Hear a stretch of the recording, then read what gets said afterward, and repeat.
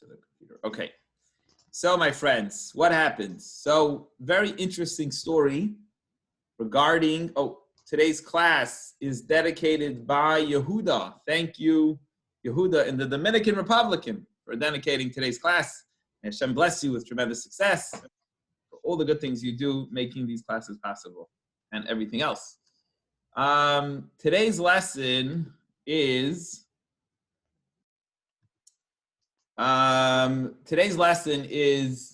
about the story at the end of Yaakov's life, where he's coming to Yosef is coming to his father to get a blessing for his children, for Yaakov's grandchildren, and a few scary things happen. So one is his father goes blank. His holy father, with tremendous prophecy, goes blank at the last minute, and he loses his prophecy. And Yosef was scared. What did that mean? And he brought his wedding documents, his marriage, that he was legitimate marriage, and they worked everything out. Today, we're going to learn about a second episode that takes place at the blessing of his grandchildren. Vayar Yosef, and Yosef sees ki yashis aviv yad yaminei al rosh Ephraim, that his father takes his right hand and moves it to the side, does something very different than normally would happen, and puts it on the younger son's Ephraim's head. So Yosef deliberately and specifically set them up that the firstborn should be by Yaakov's right hand, the firstborn, which would be normal, that the right hand of Yaakov should go in his head. And it's tzaddik, when a righteous person at that level, as we're learning in Tanya now, that it's, such a righteous, holy person, his godly soul is totally in control of everything. When his right hand goes on, has a movement, it means something. So Yosef gets very scared. So Yaakov specifically takes his hand away from going on Menashe said the older one's head, and he moves it over to Ephraim. We learned in our class in the past that there was a very close bond between Ephraim and his grandfather Yaakov. So Yosef got very scared, very displeased. He was very upset. He's like, what's going on? Why are my kids not, why is Menashe not getting the blessing he should get? And he lifted up his father's hand. This old man's, right? He's 100, what did we say? 130, 47, I think we said. And he lifts it up, to lift his hands off, Ephraim, lifted off the younger one's head, Ephraim's head, and put it al Rosh Menashe, and put it onto Menashe's head. So he lifts it up from the head and puts it on the other son's head. What's going on? Why is dad doing this? And everything means so much. Why is he taking it? Why is he putting it on the wrong kid? But Yosef, and Yosef tells his father, I love him. He says, Dad, not so. This is the firstborn son. Put your right hand on his head. And his father said, no, I'm not going. Don't tell me what to do. I'm just kidding. He didn't say that, but he said, don't mix out. No, he said, no. Yadati, I know, my son, I know. I'm not.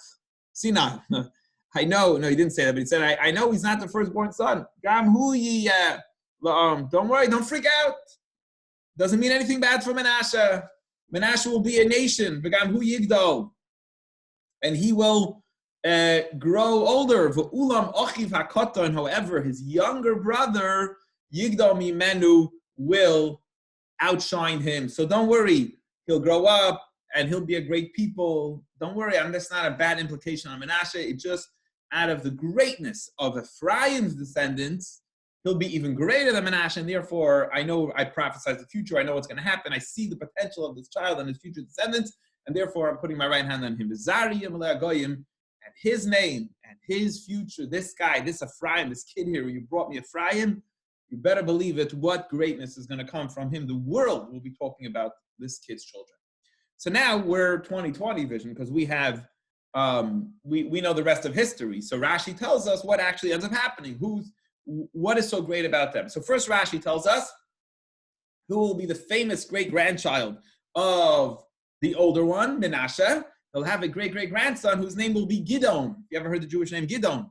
Gidon was the head of the army, in the time of the prophets, which is before the temple was built. After the Jews came into Israel, before the temple was built, there was a time where they kind of lived like nomadic tribes. They didn't have a central government, and they were attacked. I believe it was by the Midianites, and whoever it was that attacked them, and there will be a great war, and the Jewish people will win against all odds, and it will be led by the great-great-grandson, the descendant of this child Menashe. So don't worry, he's going to be a great nation too. However, his younger brother, Ephraim, oh, you better believe greatness is going to come from him. So now it's 2020. Later in history, Rashi says, who was it that Yaakov was referring to? Which descendants? Which history? Where in Jewish history do we have greatness from this boy? The famous Joshua, Yehoshua, who will take over Moses. Moses' prize student, whose name is Joshua, will lead the Jews into Israel. He actually, not Moses, Yehoshua will be the one to originally conquer the Holy Land, to conquer Israel. And he will be the one to teach the Jews the Torah, will pass it on from Moses. So, of course, tremendous greatness is out of this Ephraim, and that's why I'm putting my hands on him. And the whole world will know. Why will the whole world know about Joshua? Rashi tells us an interesting story. 2020 vision. We know down the road what ended up happening, right? What happened? It was a major war, and the Jews needed the sun to stop in its place and not move. And Hashem made a miracle that for a little bit of a time in the valley, the Emek Elon, the sun will stop, and the world will be like, wait, what happened? Why is the sun not moving? And everyone will find out about the great miracle in Israel that took place. So this descendant of Ephraim will be so unbelievable, and that's why Yaakov is moving his hand onto Ephraim's head instead of Menashe, although they both will be powerful nations. Remind me at the end, I want to show you a picture I saved in my WhatsApp. Where did his descendants live, and what a big, huge property they had in Israel, actually, the descendants of these two boys, Menashe and Ephraim. Verse 20, Vayevarchem, and he blessed them, Vayoymahu on that day, Lamar, and he says, and this is probably why fathers always bless their sons with this blessing, with these two boys that Yaakov gave, because look what he says, B'cha Yevarech Yisrael.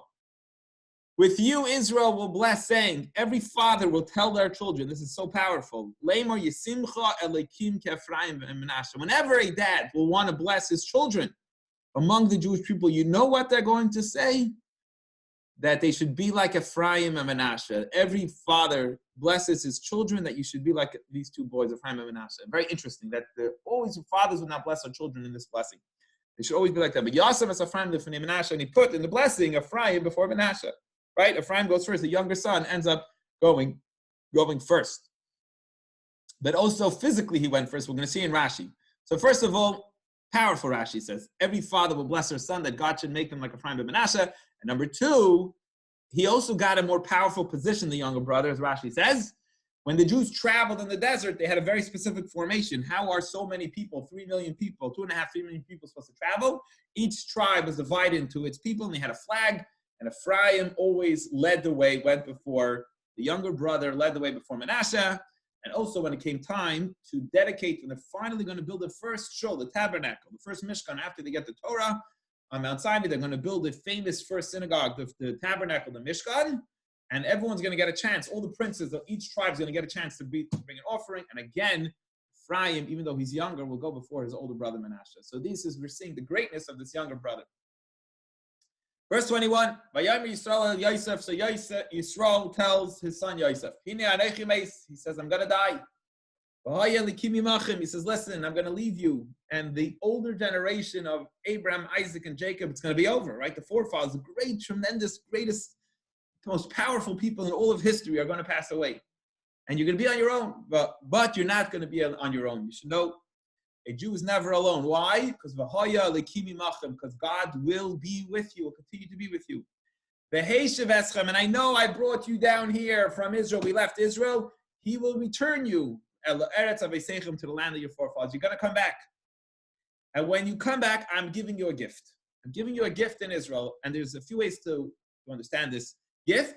What exactly is he giving him? And we'll explain it with the different commentaries. It's fascinating to understand what exactly was Jacob blessing him. What extra gift was he giving Yosef? We'll see right here. And I'll show you in the map after.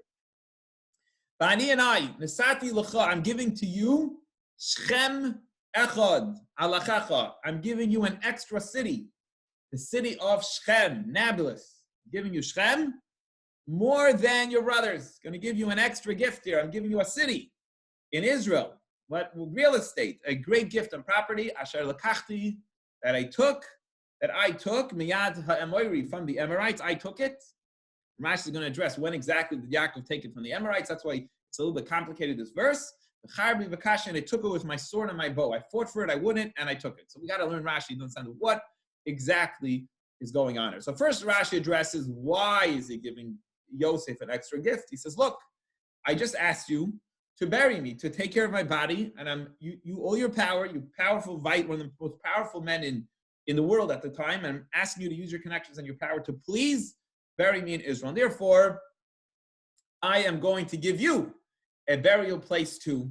So you bury me in Hebron, and that's it. No more people are going to be buried after the forefathers in Hebron, in the Marsa Machpelah, right, in the cave of the matriarchs.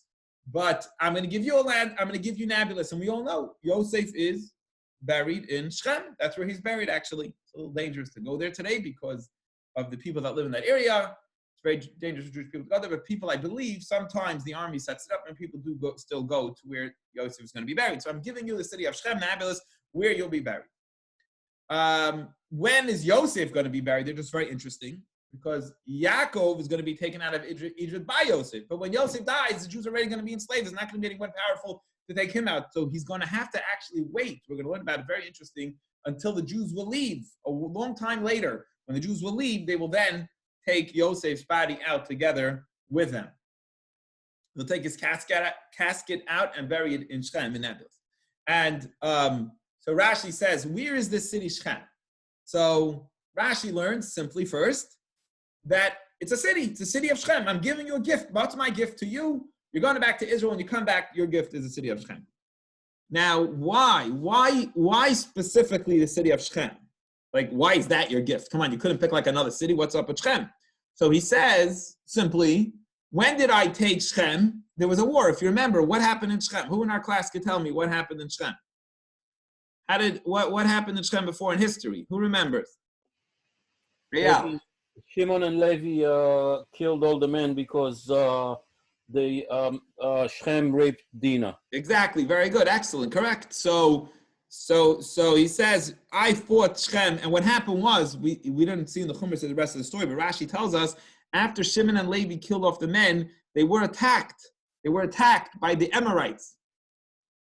And they wanted to kill the Yaakov and his family for killing all the men in the city of Shechem. And Yaakov had to defend himself. That ended up being a miracle. And Hashem, they I don't know if they actually fought them or they scared them, whatever it was. But the bottom line is they were attacked and Yaakov had to defend it. And Yaakov is giving now the city of Shechem to Yosef as a gift. Another interpretation is, Rashi says, there's another way to explain the word Shechem. Shechem in Hebrew also actually does not mean the city of Shechem. It means a section. In Hebrew also the word Shechem could mean like, and I'm giving you an extra section, and I'm giving you an additional section than the rest of the brothers, so you're getting more property, more real estate, something extra and special for taking the time and making sure to bury me in Israel. I need to make sure I'm buried in Israel, and I'm giving you this gift. And what does it mean he fought off? What is the fighting off story? And he explains basically that he got it from Esav, who acted like an Amorite, because it says he fought off the Amorites, but Esav's not an Amorite. Esav's Edom, not a different group, not the Edomites. He's Amorite. Sorry, not the Amorites. He's Edomite, but he acted like the Amorites, or he acted like the way they act. I guess like corrupt and so on. Or another way is he was tricky to his father with Imrei Fi, with the sayings of his mouth. So another way for explaining, because who exactly is he referring to? That's the problem here. Who's he fighting? Which war? We don't see that Yaakov had this war. So what does it mean exactly? Who did he fight that he's giving it to Yosef? It doesn't make, the commentaries are arguing exactly how to explain this verse. Another word is sword doesn't mean physical fighting. It means cleverness and prayer. It doesn't actually mean, so sword and a bow is a way to saying smartness and prayer, not actual physical fight, perhaps against Esau. But those are some of the different ways to understand what exactly is the blessing that his father is giving his son Yosef, and the gift he's giving him, and why he's giving it to him at that time. And that's it for today, on today's Chumash. So I did tell you, hang on one second, I'm going to show you a picture of the map. So if you're wondering where in Israel they're going to go, I just need to open it up. Sorry guys, one second. Hang on. Any questions or comments while I'm pulling it up? Let's take questions or comments now.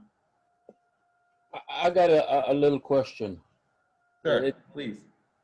When Reuben moved his mother bed Jacob's bed to his mother's tent, it was a sin. But when Joseph took the hand of Yaakov and put it on Menashe's head, it's also interfering. It's like a disrespect to his father. Hang on, I just found the map, so give me 1 second, Eyal, and then I'll be fully with you, okay? Good, great question. Hang on 1 second. So those who wanted to see the map, you'll notice that basically you have here, you see the green section, it says Menashe. You see the huge, he gets a huge portion of land here. If you remember the class we had at the end of the Torah, that he's going to live part trans-Jordan and part in Jordan itself. So that's where Moses specifically wanted Menashe to live. But he almost even looks like he has the largest piece of real estate, not just in Israel, but outside Israel. Now you'll notice, so it is actually huge. He does get a huge section. On the bottom of that like dark green, I don't know how to call that color, you'll notice in the map is Shechem. You'll see right there is the dot where the city of Shechem is. And that is towards the bottom of the green, this like darkish greenish section. And you'll see under the green, there's like a dark white. Again, I don't know how to name these different colors, but it says Ephraim. So Menashe and Ephraim are those two children, and that is the real estate that they're going to have in Israel. And they have a huge section together, especially together. They have, looks like one of the largest section of Israel that they got together, which is pretty amazing. Anyway, that is that's a little bit about the map. So that's the area of Shechem, which he told him he's going to get. Yeah, so back to Eyal's question. Eyal's asking a difficult question. So I didn't think about this before. He's asking, was it a crime on Yosef's part to start moving his father's son? It says he lifted up his father's hand, and I guess you're going to argue that he's defending his sons, which he feels like something's being wrong happening with his children, and he doesn't get punished here, but Reuven gets in big trouble for moving his father's bed. So off the cuff, yeah, that's your question, right? That's what you're asking? Yes. So off the cuff, just some thoughts that are coming to my mind. I believe Rashi said over there where Reuven moved his father's bed, they said that was a very big crime because it was who their father was going to sleep with that night. And he should not be getting involved in those things. And it says that tzaddik, when he has intimacy with his wife, that is one of the most, in general, we believe intimacy is an extremely high, powerful level. And when a tzaddik is having and how he works his intimacy life is something that people should not be getting involved with. It seems like it was a very strong thing. That's just on one hand. That's much more severe in my eyes, just in the simple frontics. And remember the wording of Rashi is that, I think when I'll tell you where it was. Where Rachel, she gave up her night with her husband to Leah. Remember, we learned about that for the flowers of her sister's son. And Rashi there, I believe, said that it was a very big crime because the night with a tzaddik is not something that a wife should give up on. That was held very wrong. So we see, just say in general, that the intimacy between a spouse, especially a tzaddik on that level, is not something you should be playing around with. That's one thing. The other thing is, I feel like Yosef is very scared for his children. That's what I think. If I remember seeing something a while ago, you have to realize the father doesn't know. He knows that everything his father, Yosef, knows everything Yaakov does is very specific and very intentional. And they just had an issue. He didn't want to bless them at all, almost, or felt like they might not get blessed at all because he lost his divine prophecy. And now his father's moving his hand. He goes to a very dark place, and he's probably worried. So he's doing it he's scared. He was concerned for his children, which he's trying to defend them. So that might be a little different too. So I don't know if they're exactly similar for those two reasons. One was you're getting involved with who this great holy man is going to have intimacy with. And then the other one is his father is just trying to defend his children, scared and concerned about them. So those are some of the ideas that come to mind, how they might be different. Make sense? Eyal? No? You disagree? Yeah, it makes sense. It's more the aspect of Kibud Av and Vaem here that it says Vayera. That means that it seems bad for Yosef, and then Yosef did what he did. Vayera, because he's scared for his kids. You understand? It's a father protecting his children. Yeah, but the Torah spells it with Ayin and not Aleph. Correct. It became bad in his eyes. I think that's how to read it. No, it became bad in his eyes that he's like, oh no, what's wrong with Menashe? That's the way I understood it. Yeah.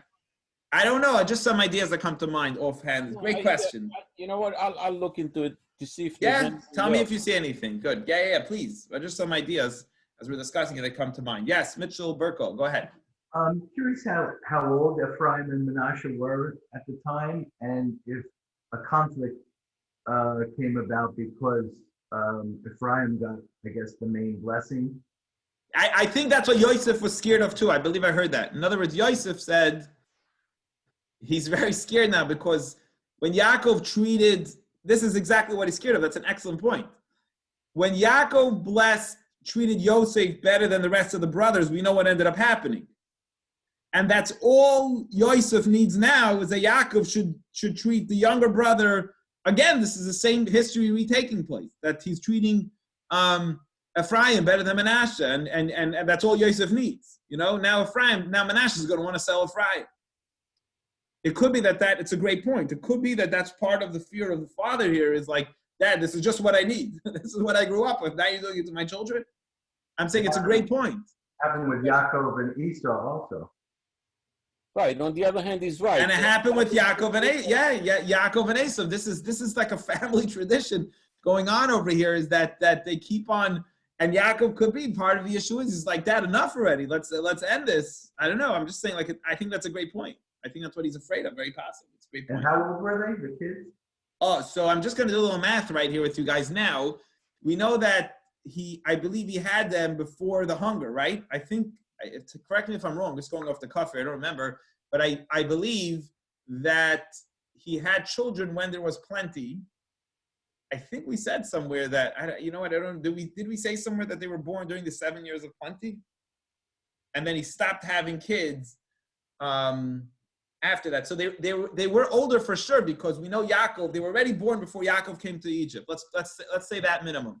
Yaakov lived there he's passing away 17 years later. So if this is right at the end of Yaakov's life, then they had to be a minimum 17 years old, or 18 or 19, because they were already born before. So they weren't young. They were already like either older teenagers or much, you know what I mean? They were past 17. So Menashe didn't understand that he was passed over. What? So Menashe would understand that he was passed over. Yeah, for sure. I guess if you're 17, 18, 19 years old, that means you'll understand that you're passed over, correct? So you're saying that could be what Yosef's fear is. I think I saw that somewhere even. I think it's a great point. I believe I saw that somewhere. I remember years ago. Again, I didn't look this up now, but I think it's another excellent point, is that the Yosef simply scared that now if his father is choosing the younger one over the older one, who knows what's going to happen. So again, he's concerned about that. I think that's an excellent point. Thank you, Rabbi. You're welcome. Great point. Excellent. All right, Eyal, thank you. Excellent point. And Mitchell, excellent point. Anybody else have any questions or comments on today's Chumash? Before we move on to today's Tanya. All right, let's go to today's Tanya.